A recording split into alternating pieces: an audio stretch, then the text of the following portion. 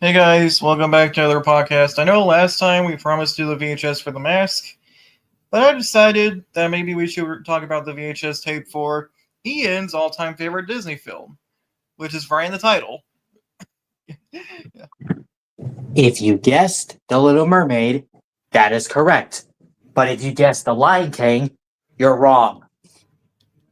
Even though The Lion King was my favorite one too. All right, but yeah.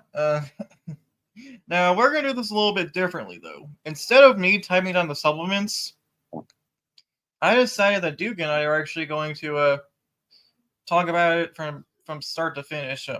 Not really, but you know what I mean. I sent him the link to like the opening and closing of the VHS tape. Then once it gets to the actual film, He's gonna switch to the Disney Wiki and read the plot there. And for those who are curious on what VHS we are reviewing, it's the 1998 VHS and not the original rare masterpiece collection version. The one that is already sold for like $1,500 on eBay, which is ridiculous. And yeah, without further ado, let's get started. And if Ian was here, he would be very interested on watching throughout the entire majority of the movie. Right. First thing we get is the green warning screens, which, of course, before they decided to switch to blue in, I think, around 2001 or 2002, whatever year that was. And yeah. But after that, though, we don't get the unsettling logo for Walt Disney Home Video, which is probably a good thing for most people who has nightmares of it. Instead, it just cuts off to the opening intro with uncanny CGI goldfishes, Phil and Gil, followed by the voice of Ariel, Jodie Benson, aka the voice of Barbie tour guide Barbie in Toy Story 2, and the voice of Barbie in Toy Story 3, as well as the Toy Story Toon Short Hawaiian Vacation, which was, for those who may not know, was the short film that was shown before Pixar's overhated, controversial sequel, Cars 2. Mhm. When I think of Phil and Gil, I thought they used artificial intelligence, but that wasn't until 2022. AI wasn't a thing until now. Right. So, now people may be curious on what happened to the enjoy all the magic at home, yada, yada, yada stuff that you usually get from most VHSs. Well, since this is kind of a variation, well, it's not exactly a variant, but it's kind of like a special theme to fit along with the movie and the subject. So, basically, Jodie is telling Phil and Gil what excitement that we are going to get from Walt Disney Pictures and what all movies they have been working on around 1998. And the first trailer that we get is the theatrical trailer for the next Disney film from the Renaissance era, Mulan. At least it wasn't like the Peter Pan VHS where it was like, be sure to, I forgot what it was. It's not like the Peter Pan VHS from 1998 where you just get like if I'm going to pull up the Peter Pan VHS opening and see what I mean before it transitions to the Mulan trailer exactly.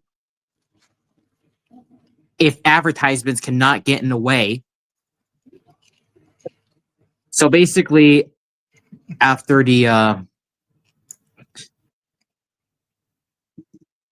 if I can look it up. who did the voice over. B.U. Weaver just basically says, from magical movies to unforgettable adventures, from the thrill of the theater to the comfort of your home, you can always count on something new and exciting from Disney. Join us now for a special preview from Walt Disney Pictures. But after that, we get an unsettling transition of lightning and a flash. But The Little Mermaid does that differently. We don't have the magical join us up, whatever the first bumper was, I forgot what it was. But we get a trailer for Mulan, the finished teaser, not the work in progress edition from the 1998 or Hercules. And for those who may be wondering, what is the music playing in the background of the Mulan teaser?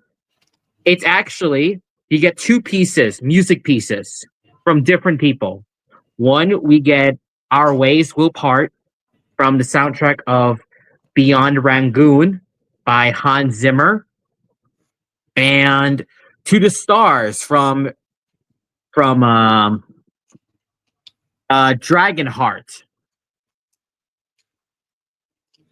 I never knew that was the music that was used until now.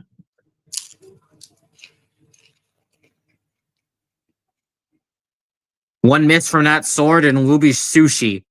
I wouldn't say that if I were you.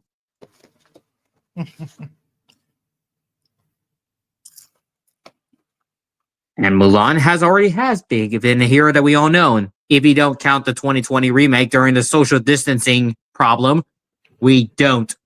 The next preview is Pixar's second feature-length film for Jack's least favorite film, A Bug's Life.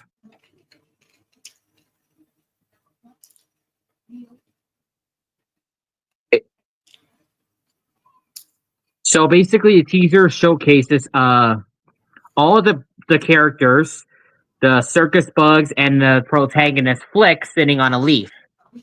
But once Hemlick comes in, or should I say, took a bite out of the leaf, everyone was like, they're not dead. They just had a fall.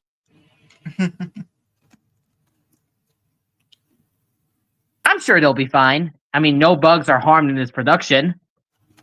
Right.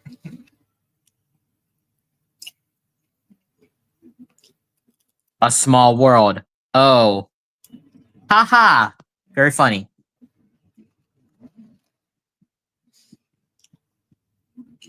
Now, where was I? Oh, yeah.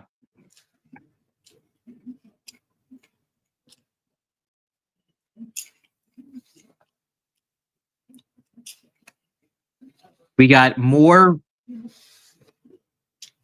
We got another feature preview from Disney. This time it's the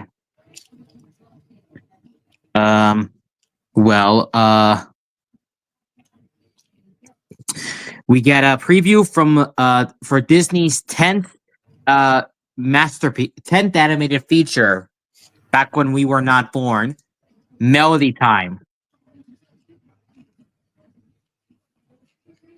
featuring Donald Duck, of course.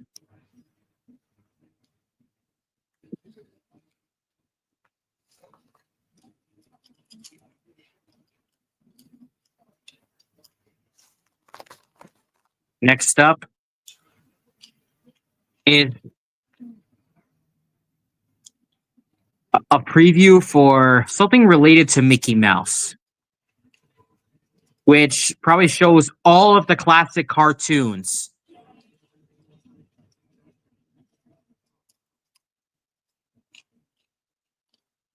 And after the video preview for Mickey, we get an ad. Thank goodness I don't have it on screen, because otherwise we'll be copyrighted for this.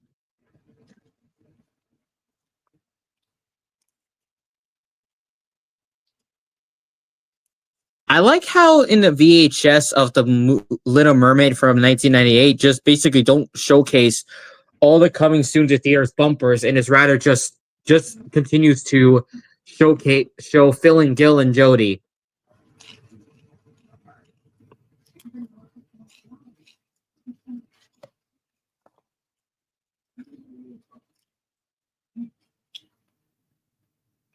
I'm guessing the ad is for the Disney Cruise Line. Yep. Except it's The different next from the up. one. It's different from the one from Finding Nemo. Yep. We got a sequel for now. Next preview we get is a preview. Preview for a direct-to-video sequel for Pocahontas: Journey to a New World. Why do people hate Pocahontas 1995 exactly? Oh, never mind.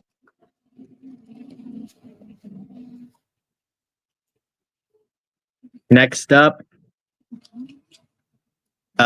Jody is telling the Phil and Gil there we have another movie, a classic one from the 50s, coming to video in a masterpiece collection, and that is, I think, Katie's favorite all-time favorite, and that is Lady and the Tramp. I don't know if that a Lady and Tramp is Katie's all-time favorite. Never mind. So, Lady and the Tramp is basically a love story with two dogs, now remastered with better picture and sound in video. No release date for that.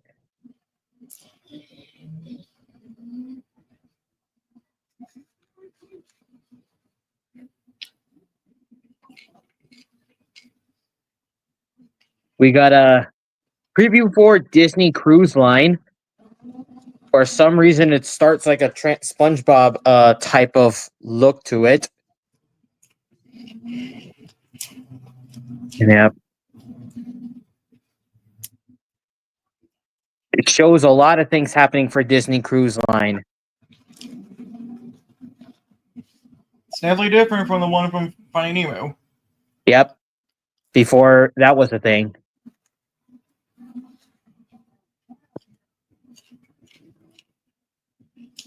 Yep.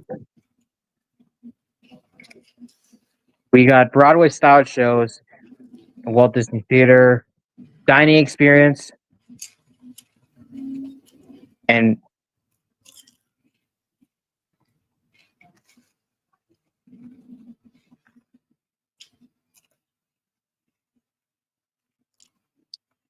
we got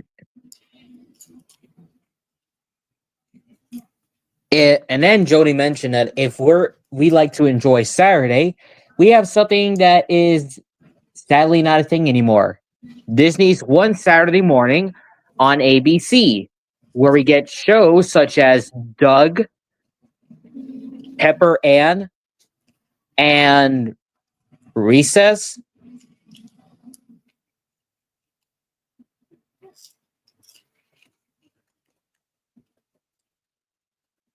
I don't even know if I seen One Saturday Morning because I wasn't born in the 90s. And after that, That was I. That's Jody explained that it's all the previews we got with something new and exciting from Disney. And now she's telling Phil and Gil and most of all the viewers to enjoy, sit back, relax, and enjoy Disney's The Little Mermaid, which, of course, is the first Disney film in the Renaissance era. And there's no feature presentation bumper. Well, sort of, but we see a little bit of a POV from the fishbowl. And then Jody told us one more thing, like to where we would have to join everyone to, after the feature for a new music video, Part of Our World. But what do we get after the previews, though? You know what the sound is, you know what the logo is, and you know how many nightmares you get. Yep, if you guessed THX in the comments, that is correct.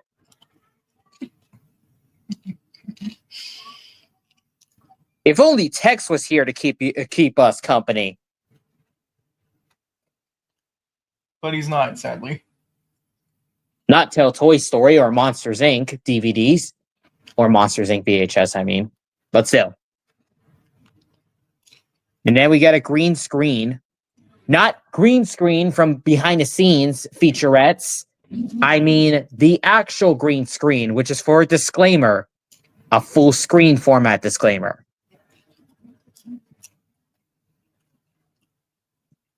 After the previews, we get the movie starts with the iconic Walt Disney Pictures logo from the 90s. And now the movie starts in a setting in a foggy morning out on the open sea. A ship then comes from the fog, filling with sailors singing stories of the legendary merfolk, which is called Fathoms Below. Aboard in that ship was a young prince named Eric, played by Christopher Daniel Barnes, acquainted by his dog Max and his advisor Grimsby, who denounces the merfolk as nautical nonsense. But one sailor insists on to be real. But while distracted by Grimsby, a fish the sailor was holding slips from him and falls back into the ocean. But of course, the fish breathes a sigh of relief before swimming away from the ship. The opening credits play as the fish crosses the deep ocean until at last we see the merfolk, or should I say the mer people, where they then make their way through the ocean towards a shining underwater castle located in an aquatic kingdom called Atlantica. The castle is the domain of King Triton, voiced by the late Kenneth Mars, and is where he was holding a concert in his name, performed by his 7 daughters and the Crab Court composer Sebastian, voiced by the late Samuel E. Wright. For those who may not know, Samuel was also known to be in. He was also not only known to be Kron in Disney's overhated 3D film Dinosaur, but he also portrayed Mufasa in a Broadway presentation of The Lion King.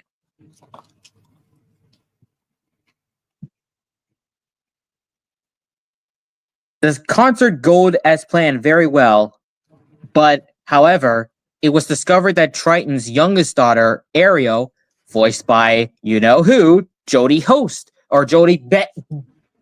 Oh, I mean Jodie. I can't even say correctly because my English is kind of broken. I meant if I had the rewind button, I would just fix that. But anyway, I'm not going to say that correctly. I'm not going to do that quickly, but I wish I would. But anyway, back to what I was saying. The concert went as planned until it was discovered that Triton's youngest daughter, named Ariel, voiced by you know who was the host of the who presented all of the previews coming from Walt Disney Pictures, Jodie Benson, much to Triton's anger and dismay. Ariel, for those who may not know, was out excavating a ship graveyard with her best friend Flounder the fish, who was voiced by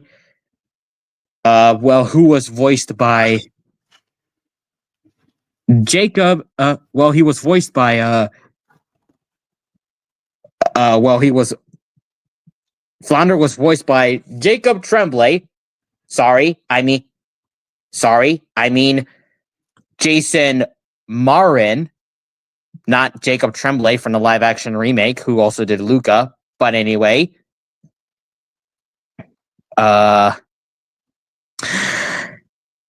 inside one wreck, she found a pipe and a fork, which fascinated her curiosity, all the while unaware of a shark watching her and Flounder from outside. Oh boy. The first thing we get is a terrifying moment. A shark. Is it Shark Week already?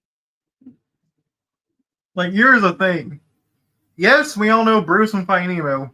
At least he's a nice guy. This guy is a psychopath. That is true. The shark bursted into the room Ariel and Flounder are in and gives chase to them all across the graveyard until the two manage to get the shark ensnared in an anchor ring. They then make their way to the surface where their friend, a seagull named Scuttle, lived. And of course, Scuttle is played by Aquafina. Wait, sorry, I mean Buddy Hackett, where Ariel asks him to tell her what the items she collected are. He describes the fork as a dingle hopper, an item humans use to style hair, and a pipe as a snarf blat, an object for making music. That makes sense. Upon hearing the word music, Ariel was reminded of the concert she missed and makes haste back home.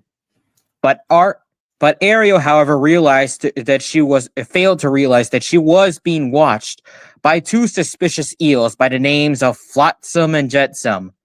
The two were also spies under the employ of a member of King Triton's court, who was a member of King Triton's court before being banished. And that particular member was Ursula, the Sea Witch, voiced by the one and only legendary actor, Pat Carroll. Ursula hated Triton with a burning passion for his atrocities towards her and constantly schemes of ways to exact revenge.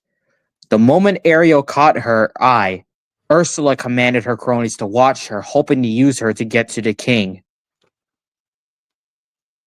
The film then moves to the royal palace, where Triton and Sebastian are scolding Ariel for missing the concert, but Flounder moves in to defend her, accidentally letting the slip the encounter with Scuttle, which angered Triton to no end.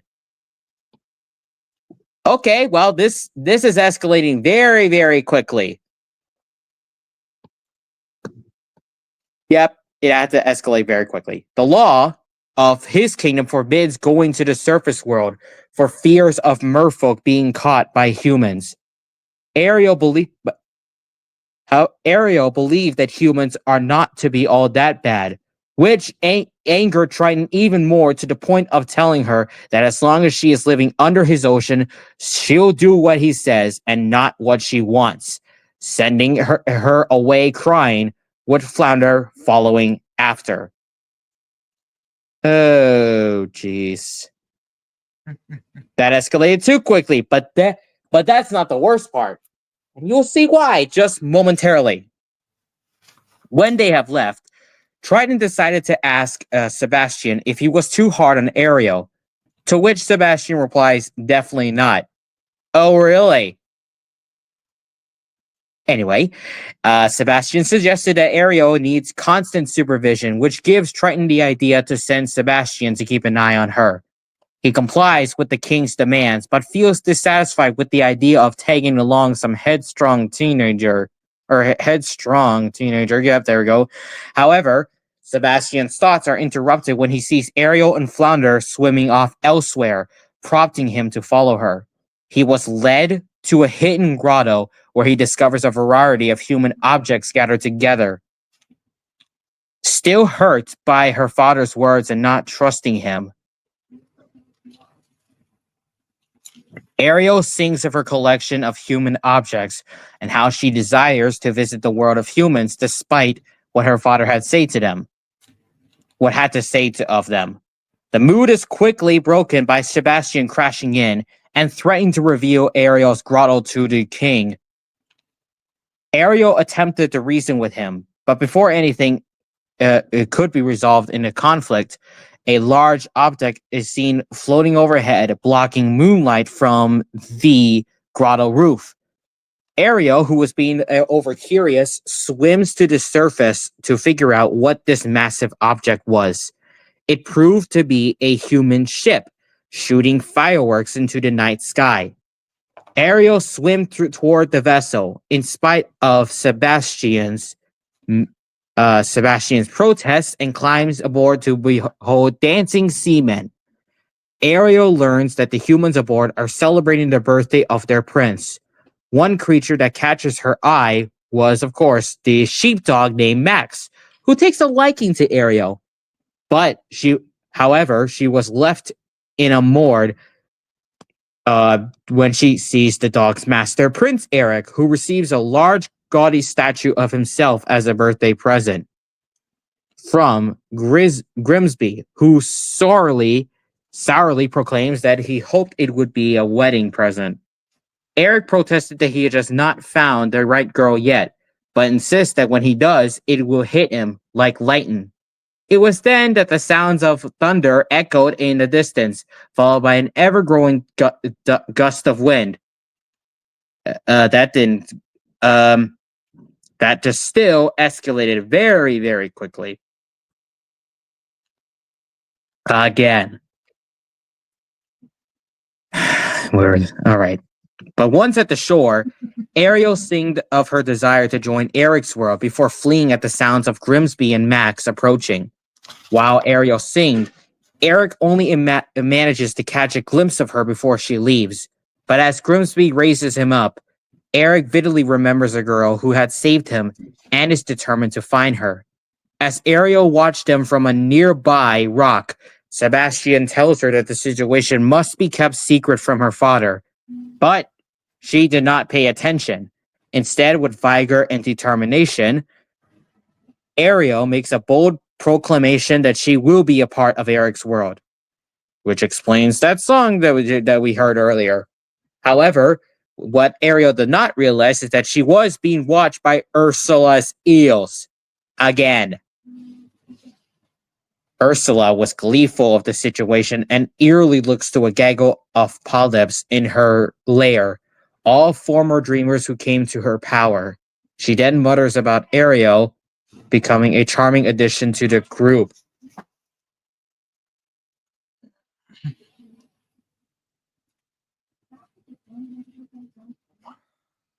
What a terrifying villain that is.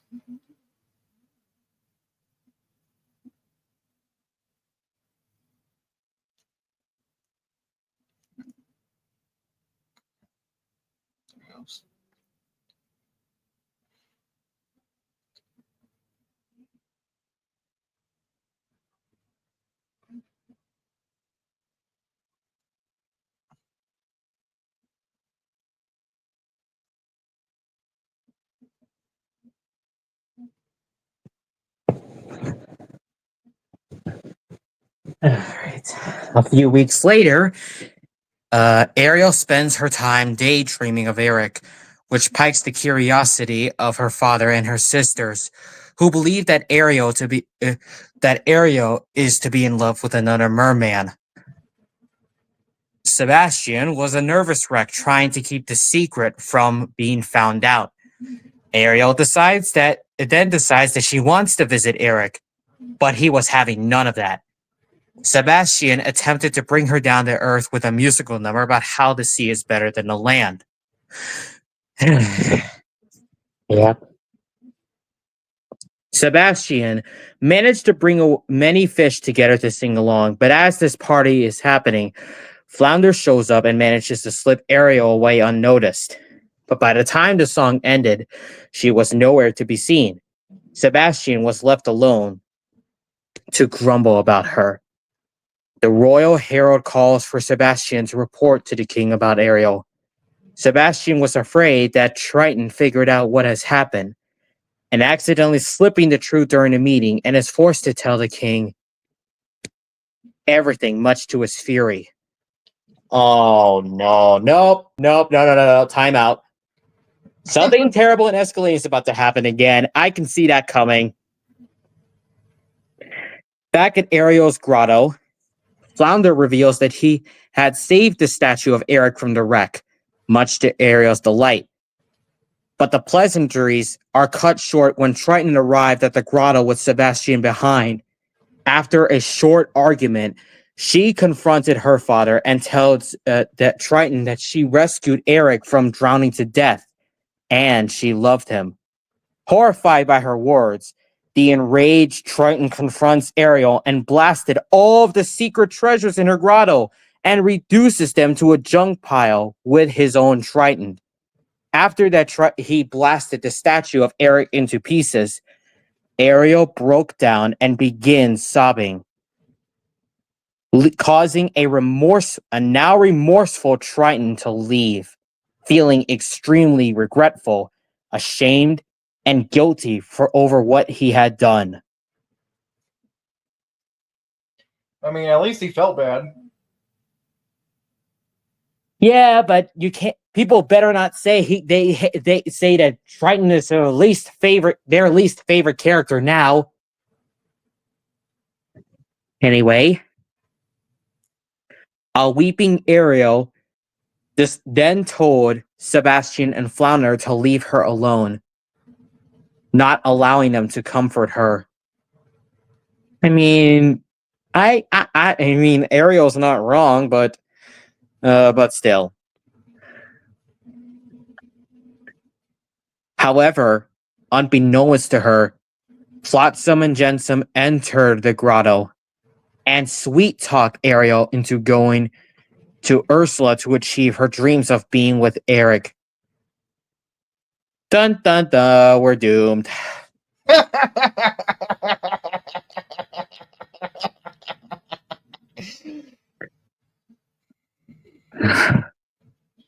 Yeah, but anyway, still refusing to trust Triton, Ariel accepted with an escort from Flotsam and Jetsam, who send her to Ursula.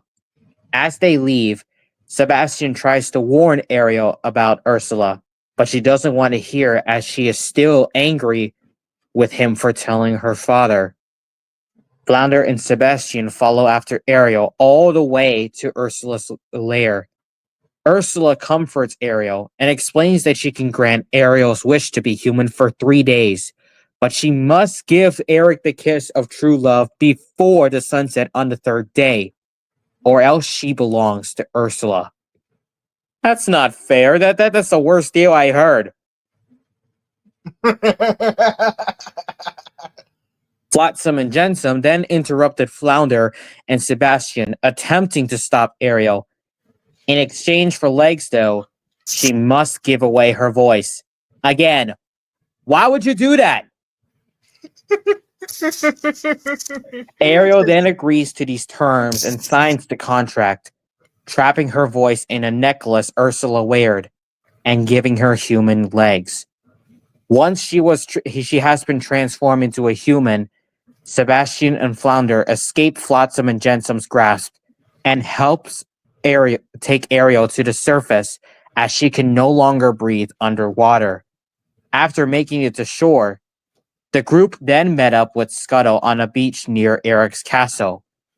Sebastian threatened to tell King Triton about the deal Ariel had made with Ursula, but she manages to convince him to help the group as she loves Eric and she would be miserable if she went home.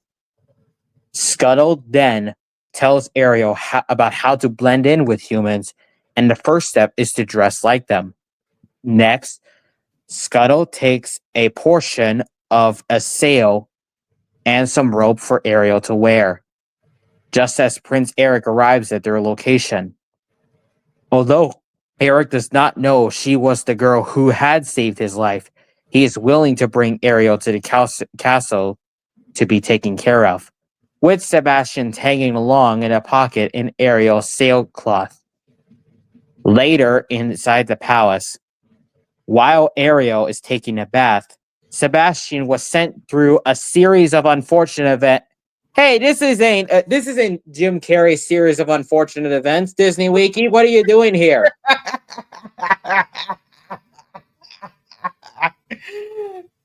Okay, that gave me a laugh attack. Yep. Moving on. Yep, I said series of unfortunate events, and like I said, there is a book and movie about it. But anyway, we're in the wrong subject. I have to change. I should probably get back to the topic.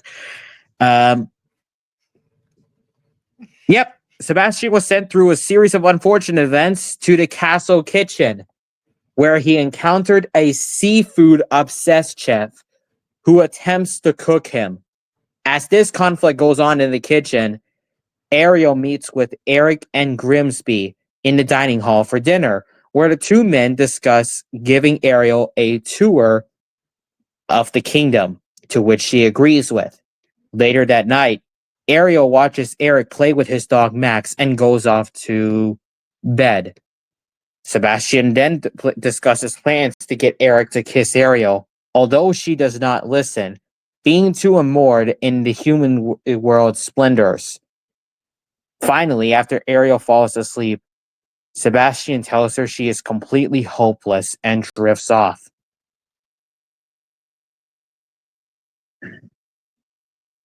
Back in King Triton's palace, the situation was, well, grim. He had sent several search parties looking everywhere for Ariel and Sebastian, but not a single trace of either one has been found anywhere.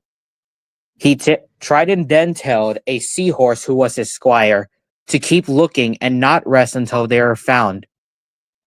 While the king was still left in grave remorse over his actions, blaming himself for Ariel's disappearance. I knew this was going to happen.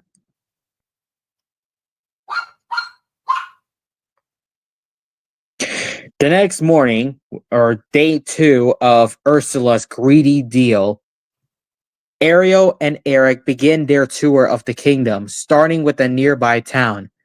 She was immersed by every single thing Ariel is seen, whether it's its puppets, horses, or dancing. The day passes into the evening when Eric takes Ariel on a lagoon cruise. Sebastian, seeing this as the perfect moment, decides to take matters into his own claws and plays a song to motivate the two into kissing, which is another musical sequence. However, Ursula's minions quickly interrupted the song and overturned the boat, successfully ruining the mood. Thanks a lot, Ursula. Frustrated with the progress Ariel's making, Ursula decides to take matters into her own tentacles and transforms herself into a beautiful young maiden named Vanessa. Oh, here we go. She then uses Ariel's voice to hypnotize Eric before he could announce his true feelings to Ariel. Again, here we go. Great. The next morning, Eric and Vanessa are announced to be wed by sunset, leaving poor Ariel heartbroken as the wedding ship departs from a port. Ariel and her friends were left behind, while Ursula convincingly plays her role as Vanessa, the love-struck woman, constantly clinging to Eric's side, raising no suspicion. While Ariel witnesses the ship sailing off, she breaks down sobbing over Eric's loss. Again, thanks a lot, Ursula. I know I should have never trusted you in the first place, even though your voice actress still did a very good job to this day forward. Right. But little did anyone know, Scuttle happened to fly over the wedding ship, and he hears Ariel's voice coming from the bride's dressing room. He spied from a porthole, and once Ursula, as Vanessa, takes a look at the dressing room's mirror, her true reflection is shown. Realizing that Vanessa is really Ursula in disguise, I knew it. I think we all knew it anyway. The seagull himself decided to fly out to inform Ariel and the group about Ursula and her plot. The group has to think fast as the sun is setting, so they had to come up with a plan. Ariel and Flounder go after the wedding ship on a barrel, and Sebastian goes to tell King Triton what's happening, while Scuttle goes off to stall the wedding. He gathers lagoon and sea critters of some sorts, including bluebirds, flamingos, pelicans, lobsters, starfish, dolphins, and seals. At least there's no kraken. To converge on the wedding ship as the wedding is just underway. There was also a little warning for Ursula that when the attack begins and the ship is sent to disarray, giving to Ariel the time she needs to get aboard. Moreover, Ursula was utterly flustered, disoriented, and sidelined from being able to do anything. Thanks to the help of Max, Scuttle manages to snap the necklace off Ursula's neck, shattering it across the deck, returning Ariel's voice back to her and releasing Eric from the spell. Eric then found her and admitted that Ariel is the one who saved him. But Ursula warns Eric to leave Ariel alone before realizing that she has her own voice again after her shell broke. The sun unfortunately set in, and as Ariel turned back into a mermaid, and Ursula transforming back to her true self, grabbing Ariel and jumped back into the sea with her, just as before Eric and Ariel can kiss.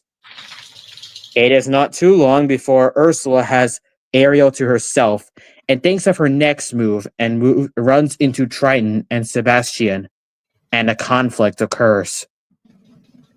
Triton then confronted Ursula and arrogantly demanding her to release Ariel, but none availed. Ursula counters by insisting that Ariel is her slave. After Triton hears Ariel apologizing to him, he attempts to destroy the contract she signed, binding her to Ursula, but finds that she is unable to, being magically enhanced by being legal. So Triton spares Ariel by signing the contract and becoming a polyp in her place as a prisoner to Ursula. Like that's ever gonna happen. Oh wait. It did. Whoops. Sorry, Shrek.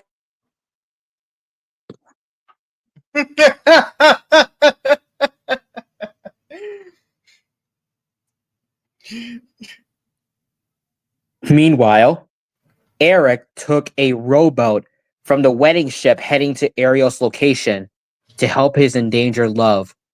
Ursula claimed Triton and Ursula claimed not only Triton's crown, but also his own Triton, and became the queen of the sea, which angered Ariel to no end, and to the point of attacking her. Ariel soon confronted Ursula and abuses her.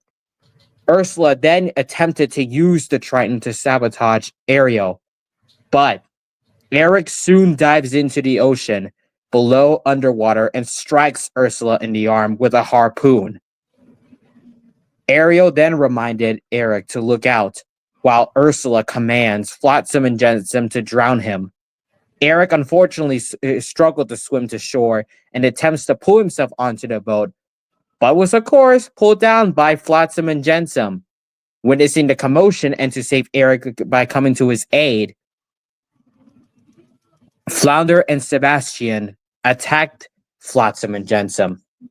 Amid the chaos, Ursula attempted to use the Triton to destroy Eric, but a furious Ariel intervened and stopped Ursula by pulling on her hair, causing her to miss Eric and vaporize Flotsam and Jetsam instead, reducing them to ashes. Now that's a lot of damage! Ursula mourned their loss before eventually turning to the ones responsible. Oh no, here it comes. As Ariel hurries to join Eric, the enraged Ursula spouts black ink and beginning to enlarge herself. Upon arrival, Ariel attempted to tell Eric to save himself, but he refused to abandon her. But just until Ursula's gigantic form, about the size of a kraken, emerges, leaving Eric and Ariel helpless to her power. During her rampage, she created a whirlpool, raising shipwrecks from the ocean floor. Eric pulls himself into the ship with a splintered bowsprit, saving herself from Ursula, who attempts to sabotage her. Ariel avoids the Triton's blast and began to escape. Just as Ursula prepares to destroy Ariel with the Triton's blast, Eric quickly saved Ariel. which was probably the return of the favor where Ariel saved Eric. So he's returning the favor to her by killing Ursula with a splintered bowsprit ramming towards the evil witch's abdomen. Or should I say, the most brutal on-screen Disney death you ever seen. You know, rated G for kids. Yeah. Oh, that was terrifying. But not as terrifying as Clayton's death from Tarzan and Scar's from The Lion King. Or better yet, Bill Sykes' death from Oliver and Company. Oh boy, yeah, that. My all-time favorite Disney film. Yep. Anyway, Ursula died by blowing up into a scattered mass of organs. I don't want to know what those organs are, because otherwise it would be a rated R movie. Right. Well, before that, fun fact, in the as far as for those who may not know, that Ursula's death was kind of similar to the movie, only that it's different in if you remember in the video game Kingdom Hearts 2, because her fate was actually, well, similar, but at the same time different, because when you head to the Atlantica in Kingdom Hearts 2, the video game for the PlayStation 2, Ursula's death was a little bit brutal, but at the same time very, very different. Instead of impaling her with a sailboat, Eric in the Kingdom Hearts thrown Triton's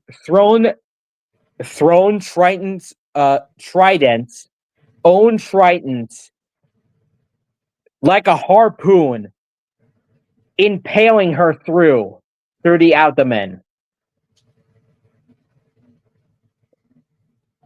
Oh gosh. Still the most brutal death, except, well, it's in a video game, of course. Right. And if anyone is maybe curious, what is the game rating for Kingdom Hearts 2? Well, if I had to put it this way, it would have to be rated E10 plus. Yep, I was right.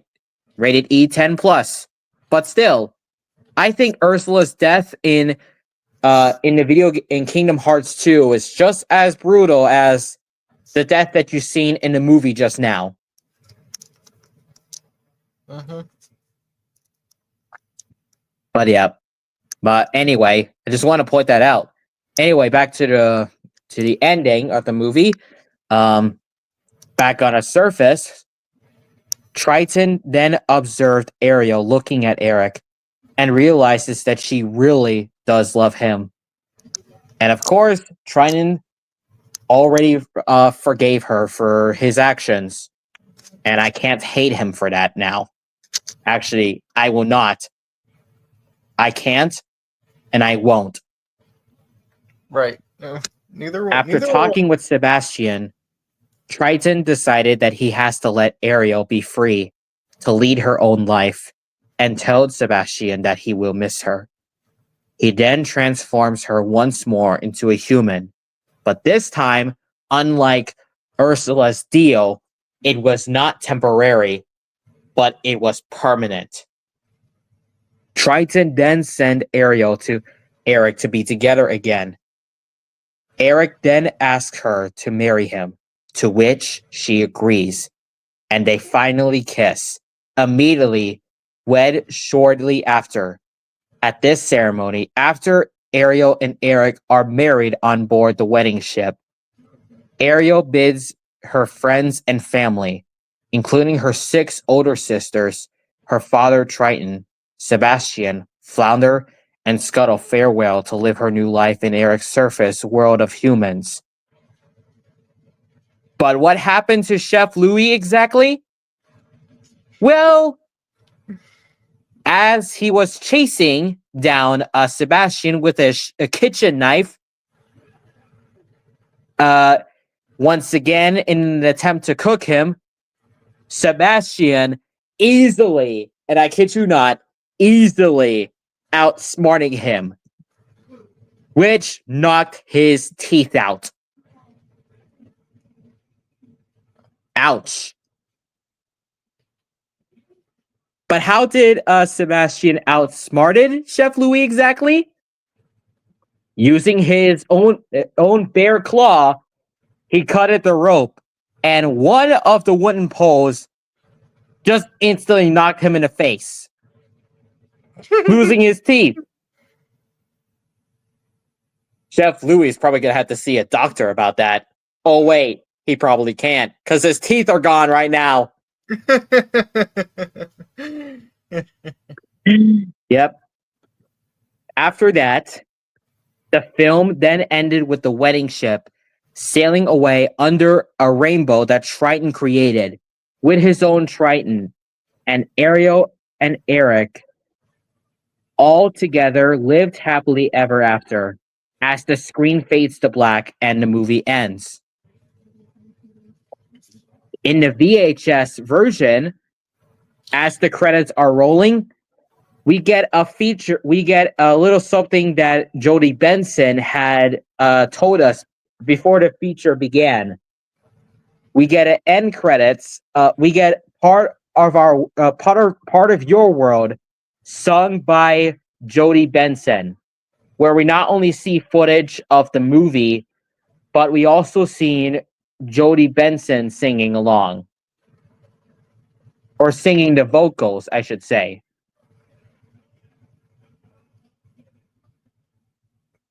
And it also shows ocean footage that maybe you can explain. It shows more footage of the movie, but it shows that Jodie Benson is actually in the beach. And it's in some kind of 3-dimensional look to it. Like you get to see one 3-dimensional angled screen of the Jodie sing along and the movie footage, but we also get the credits still.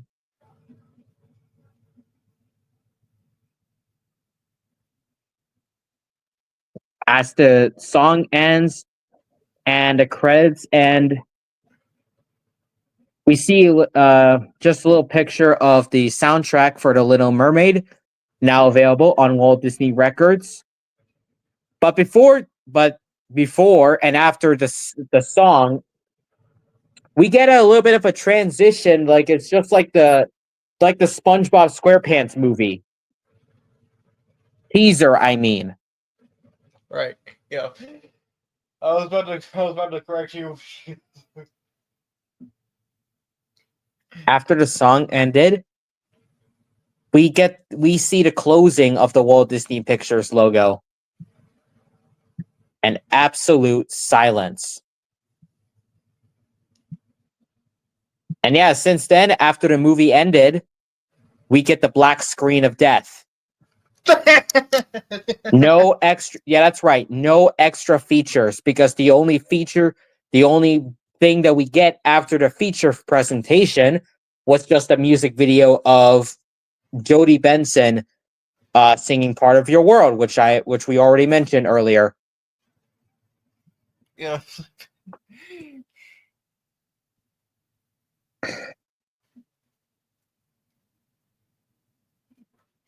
Well, That was a really fun looking movie to look at.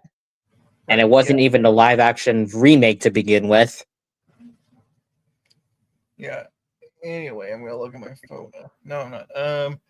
Well, guys, that's it. yeah, it's been 54 minutes. So I'm gonna end the stream. I'm gonna end the podcast here, guys. And next time we see you all, maybe we can talk about the VHS tape of Batman. Um, uh, maybe we can talk about something else. I don't know. I'll have to decide. But yeah, we'll see you all next time, guys. Yep. See you next time, guys.